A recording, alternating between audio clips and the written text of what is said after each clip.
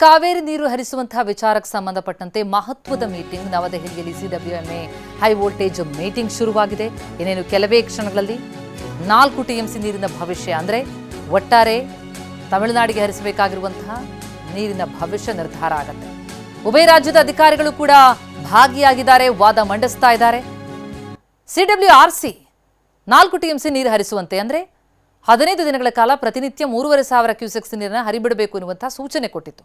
ಆದರೆ ನಮ್ಮ ಜಲಾಶಯದಲ್ಲೇ ನೀರಿಲ್ಲ, ಬರದ ಸಮಸ್ಯೆ, ಮಳೆಯ ಅಭಾವ, ಹಾಗಾಗಿ ನೀರು ಬಿಡೋದಕ್ಕೆ ಸಾಧ್ಯ ಇಲ್ಲ ಎನ್ನುವಂತಹ ಮಾತನ್ನು ಸರ್ಕಾರ ಹೇಳಿತ್ತು. ಸಿಡಬ್ಲ್ಯೂಆರ್ಸಿ ಆದೇಶವನ್ನು ಕರ್ನಾಟಕ ಸರ್ಕಾರ ಪ್ರಶ್ನಿಸಿದೆ. ಸಿಡಬ್ಲ್ಯೂಎಂಎಗೆ ಮೇಲ್ಮನವಿ ಸಲ್ಲಿಸಿದೆ. ಈಗ ಸಿಡಬ್ಲ್ಯೂಎಂಎನಲ್ಲಿ ಮೀಟಿಂಗ್ ಶುರುವಾಗಿದೆ. ಈಗ ಪ್ರಾಧಿಕಾರ ಕೂಡ ಅದೇ ಸೂಚನೆಯನ್ನು ಕೊಟ್ಟಲ್ಲಿ ಅದು ನಿಜಕ್ಕೂ ಬಹಳ ವ್ಯತಿರಿಕ್ತವಾದಂಥ ಪರಿಣಾಮಕ್ಕೆ ಕಾರಣ ಆಗಬಹುದು. ಅಥವಾ ಕರ್ನಾಟಕಕ್ಕೆ ಬಿಗ್ ರಿಲೀಫ್ ಏನಾದರೂ ಸಿಗುತ್ತಾ ಸಿಡಬ್ಲ್ಯೂಎಂಎಯಿಂದ? ಹಾಗಾಗಿಯೇ ಪ್ರಬಲವಾದಂಥ ವಾದ ಮಂಡಿಸೋದಕ್ಕೆ ಅಧಿಕಾರಿಗಳು ಮುಂದಾಗಿದ್ದಾರೆ. ಪ್ರಮುಖವಾಗಿ ನಮ್ಮಲ್ಲೇ ನೀರಿಲ್ಲ, ಕುಡಿಯೋ ನೀರಿಗೂ ತತ್ವಾರ ಆಗುವಂಥ ಪರಿಸ್ಥಿತಿ ಈಗ ಸದ್ಯಕ್ಕಿರುವಂಥದ್ದು. ಮಳೆಯಾಗದೇ ಹೋದರೂ ಇನ್ನು 4-5 ತಿಂಗಳ ಕಾಲ ರಾಜ್ಯ ರಾಜಧಾನಿ ಬೆಂಗಳೂರು ಸೇರಿದಂತೆ ಪ್ರಮುಖ ನಗರಗಳಿಗೆ ಕುಡಿಯೋ ನೀರಿಗೆ ವ್ಯವಸ್ಥೆಯನ್ನು ಮಾಡಬಹುದಷ್ಟೇ ಈಗಿರುವಂಥ ನೀರಿನಲ್ಲಿ. ನಮ್ಮ ರಾಜ್ಯದ ರೈತರಿಗೆ ಬೆಳೆ ಬೆಳೆಯೋದಕ್ಕೆ ನೀರು ಕೊಡೋದಕ್ಕೆ ಆಗಲ್ಲ ಅಂತ ತಿಳಿಸಿದ್ದೀವಿ. ಅಂಥದ್ರಲ್ಲಿ ಹೊರ ರಾಜ್ಯಕ್ಕೆ, ಪಕ್ಕದ ರಾಜ್ಯಕ್ಕೆ ಬೆಳೆ ಬೆಳೆಯೋದಕ್ಕೆ, ಅಲ್ಲೂ ಕೂಡ ಏನು ಕುಡಿಯೋದಕ್ಕಲ್ಲ, ಬೆಳೆ ಬೆಳೆಯೋದಕ್ಕೆ ನೀರು ಕೊಡಿ ಅಂತೇಳಿ ಕೇಳ್ತಿದ್ದಾರೆ ಅಂತಂದರೆ ಕೊಡೋದಕ್ಕೆ ಅವಕಾಶ ಇಲ್ಲ, ನೀರೇ ಇಲ್ಲ. ಜಲಾಶಯದ ಪರಿಸ್ಥಿತಿ ಹೇಗಿದೆ, ವಾಸ್ತವ ಸ್ಥಿತಿ ಹೇಗಿದೆ, ಅದನ್ನು ವಿವರಿಸ್ತಾ ಇದ್ದಾರೆ ಅಧಿಕಾರಿಗಳು. ಈ ಮಧ್ಯೆ ತಮಿಳುನಾಡಿಗೆ ನೀರು ಬಿಡದಂತೆ ಮಂಡ್ಯದಲ್ಲಿ ರೈತರು ಆಗ್ರಹಿಸ್ತಾ ಇದ್ದಾರೆ. ರೈತ ಹಿತರಕ್ಷಣಾ ಸಮಿತಿಯಿಂದ ಹೆದ್ದಾರಿ ತಡೆ, ಹಳೆ ಮೈಸೂರು ಬೆಂಗಳೂರು ರಸ್ತೆ ತಡೆದು ಆಕ್ರೋಶವನ್ನು ಹೊರಹಾಕಿದ್ದಾರೆ. ರೈತ ಹೋರಾಟಕ್ಕೆ ಕನ್ನಡ ಪರ ಸಂಘಟನೆಗಳು ಕೂಡ ಸಾಥ್ ಕೊಟ್ಟಿವೆ. ಇನ್ನು ರಸ್ತೆ ತಡೆದಕ್ಕೆ ಪ್ರತಿಭಟನಾಕಾರರು ಪೊಲೀಸರ ವಶಕ್ಕೆ, ಪ್ರತಿಭಟನೆ ನಡೆಸ್ತಾ ಇದ್ದವರನ್ನ ಎಳೆದೊಯ್ದಿದ್ದಾರೆ ಪೊಲೀಸರು.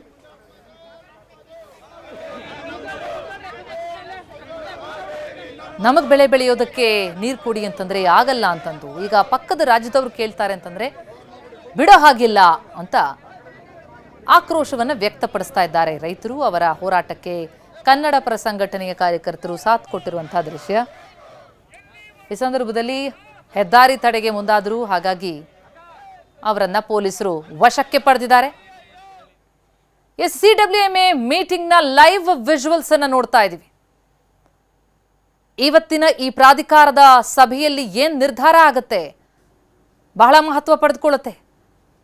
ಸಭೆ ಶುರುವಾಗಿದೆ, ಇನ್ನೇನು ಕೆಲವೇ ಹೊತ್ತು 4 ಟಿಎಂಸಿ ನೀರು ಕೂಡ ಬಿಡುವಂತೆ ಆದೇಶ ಕೊಡುತ್ತಾ ಅಥವಾ ಕರ್ನಾಟಕಕ್ಕೆ ರಿಲೀಫ್ ನೀಡುತ್ತಾ ಪ್ರಾಧಿಕಾರ?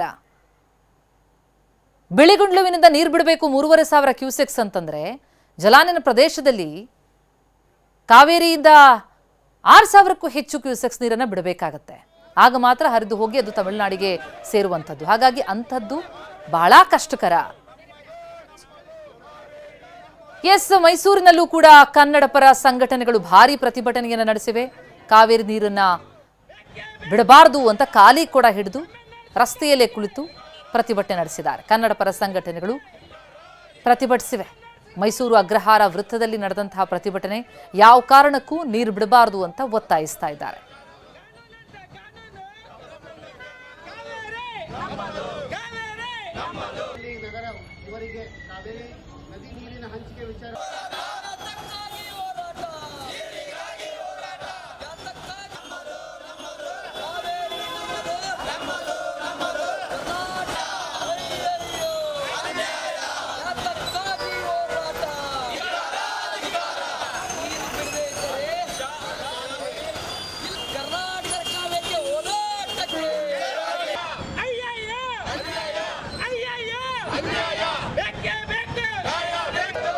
ಕಾವೇರಿ ಪ್ರತಿಭಟನೆಯ ಕಿಚ್ಚು ಬರೀ ಹಳೆ ಮೈಸೂರು ಭಾಗಕ್ಕೆ ಸೀಮಿತ ಆಗಿಲ್ಲ, ಹುಬ್ಬಳ್ಳಿಗೂ ವ್ಯಾಪಿಸಿದೆ.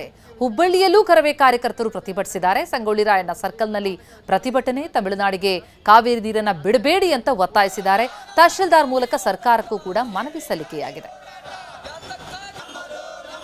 ಇನ್ನು ತಮಿಳುನಾಡಿಗೆ ನೀರು ಹರಿಸುವಂತೆ ಸಿಡಬ್ಲ್ಯೂಆರ್ಸಿ ಕೊಟ್ಟಂತಹ ಸೂಚನೆಯನ್ನ ಖಂಡಿಸಿ ಕಾರವಾರದಲ್ಲೂ ಕೂಡ ಕರವೇ ಪ್ರೊಟೆಸ್ಟ್ ನಡೆಸಿತು. ಕಾರವಾರದಲ್ಲಿ ಕರವೇ ಪ್ರವೀಣ್ ಶೆಟ್ಟಿ ಬಣದ ಕಾರ್ಯಕರ್ತರು ಪ್ರತಿಭಟಿಸಿದ್ದಾರೆ. ಕಾರವಾರದ ಜಿಲ್ಲಾಧಿಕಾರಿ ಕಚೇರಿ ಎದುರಿನಲ್ಲೇ ಭಾರಿ ಪ್ರತಿಭಟನೆಯಾಗಿದೆ. ಖಾಲಿ ಕೊಡಗಿಟ್ಟು ಕೈಗೆ ಕಪ್ಪು ಪಟ್ಟಿ ಧರಿಸಿ ಧಿಕ್ಕಾರದ ಘೋಷಣೆಗಳನ್ನ ಕೂಗಿ ತಮಿಳುನಾಡು ಸರ್ಕಾರದ ವಿರುದ್ಧ ಕೂಡ ಘೋಷಣೆಗಳನ್ನ ಕೂಡಿ ತಮ್ಮ ಆಕ್ರೋಶವನ್ನ ವ್ಯಕ್ತಪಡಿಸಿದ್ದಾರೆ.